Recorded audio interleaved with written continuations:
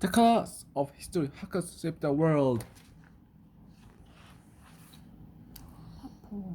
Purples. Royalty. Power and privilege. Purple has long been connected with luxury and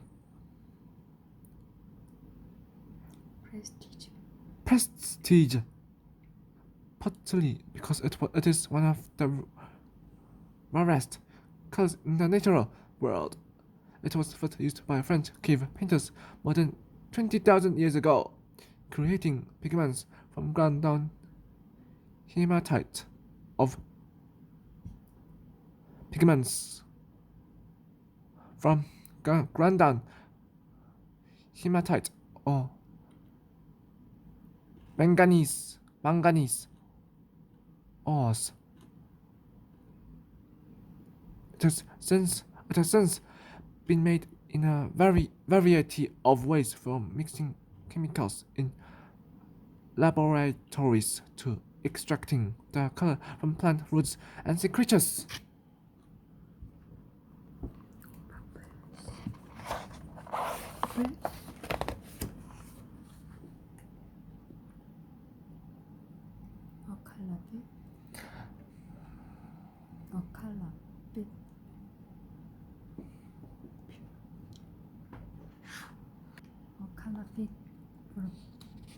Puce is a mysterious color that not even dictionaries agree on.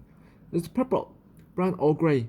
No one knows exactly who first came up with a precise shade either. One thing we do know is that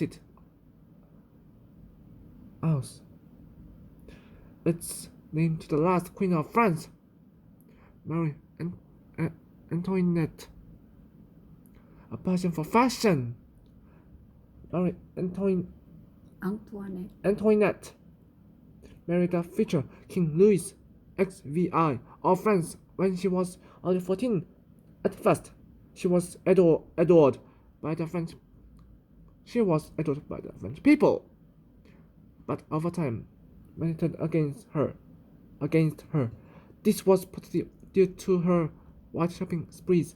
The queen would have 18 pairs of new clothes delivered each week or wear 3 different outfits per day. Each dress was staggeringly expensive. Her nickname among the French people became Madame Difficult.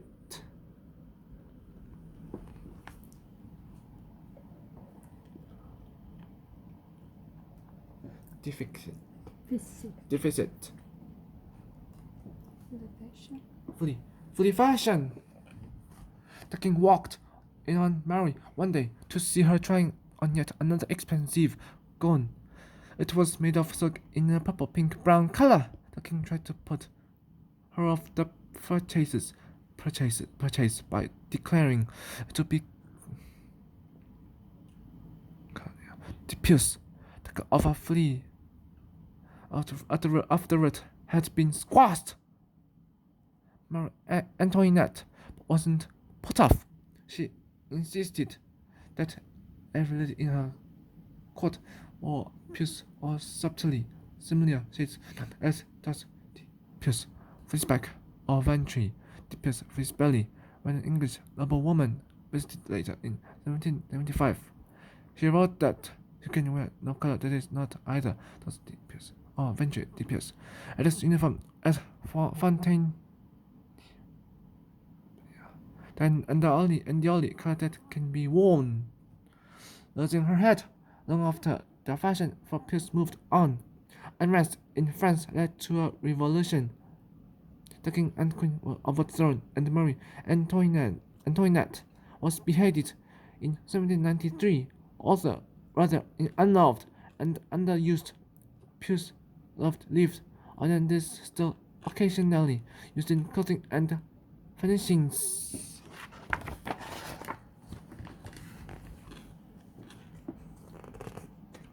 A caliphate for royalty. Tyrian purple. 3,000 years ago, the people of Tyre, a Costell, city in what is Lebanon, discovered how the clear, slimy, because of the snails turned into strong purple dye. Once exposed to air and the sunlight, this Tyrian purple didn't fade and became highly prized for its strength and variety. In this way, the slimy snails helped to build a mighty trading empire.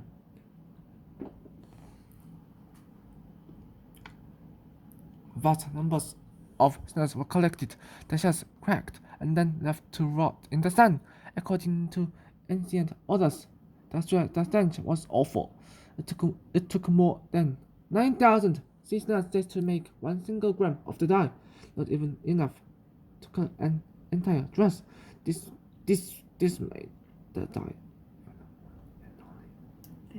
costly.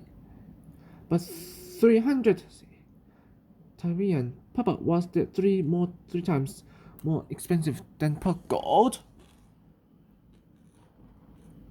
Purple power.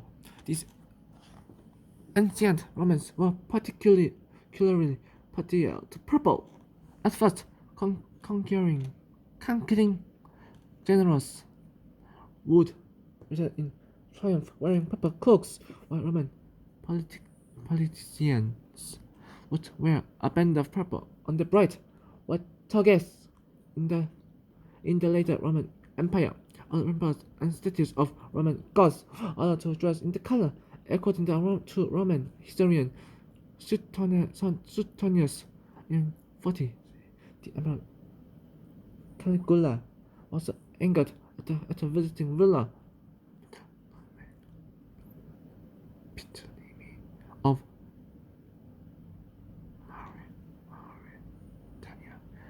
wearing a more splendid purple cloak that he had the visiting king murdered. Perkins purple, Tyrian purple continued to be very expensive until an 18-year-old English chemist, William Henry Perkins, made an accidental discovery in 1856 while trying to invent a drug to tackle the deadly disease of malaria. Perkins ended up with an artificial purple dye of the Empress Eugenie of France and Britain's Queen Victoria adopted the color for their gowns. It became the height of fashion in Europe and the United States. It brightens every garment, and this was called the glory of the triumph. The poor man's purple, ochre, in ancient Rome. Most ordinary people could only dream of clothing dyed in costly Tyrian purple, but some could lay their hands on a cheaper alternative made from lichens from the rocks. This color was known as ochre.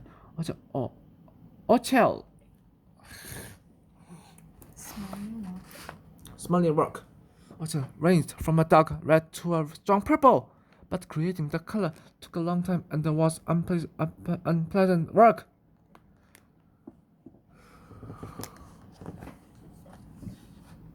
The lichens had to be harvested at just the right time of year, ground down and mixed with potash and stay human arene. The stinking mixture had to be kneaded like bread dough in some recipes. It was left for a long and smelly time, up to 70 days, before the dye was ready to use.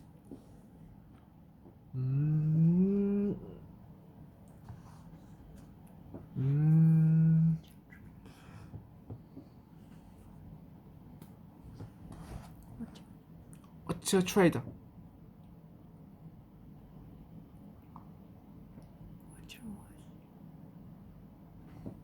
Ochre was sometimes used as a base dye on a piece of purple cloth. A smaller amount of expensive Tyrian purple was then used to complete the cloth. Some traders tricked customers by selling them ochre instead of Tyrian purple.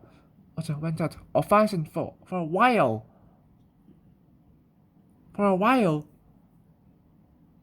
until the Middle